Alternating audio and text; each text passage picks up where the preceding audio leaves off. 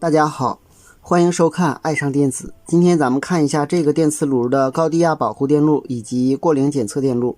这一端就是零线和火线输入，这是插模抗干扰电容，这是保险，这是压敏电阻。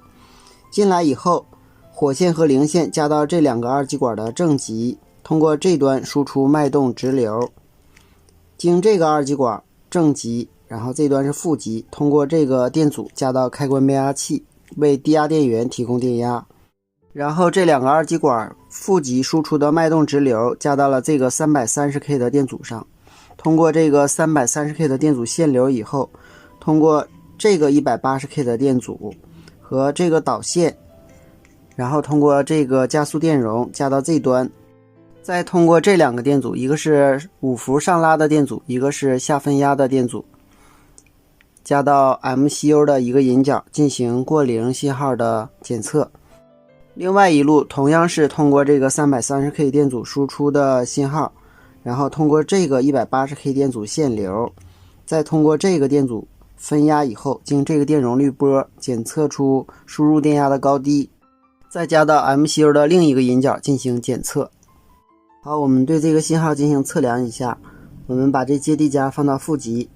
我们首先接 330K 电阻输入端，我们看它的波形，它是一个脉动波形，它的伏值呢达到了154伏，说明这个电压还是很高的，虽然经 330K 电阻限流了。接下来我们测量 820K 电阻输出端，先我们测量高低压保护这一路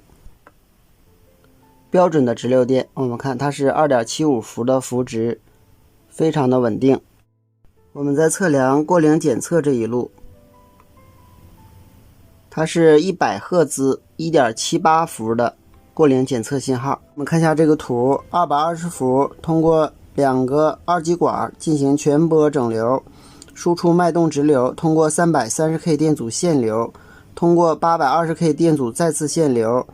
通过这个电容滤波，这个电阻分压以后，在这个位置得到 2.7 伏左右的电压。这个电压直接反映了前端输入电压的高低。当这个电压过高或过低的时候， MCU 就会报高低压保护故障。另外一路通过这个 820K 的电阻限流，这个加速电容，然后加到这个位置，这上边是上拉电阻，下边是分压电阻，在这个位置得到 1.65 伏左右的电压，它是一个脉动直流，也就是过零检测信号加到 MCU 的16角。好，今天咱们就到这里，谢谢大家，再见。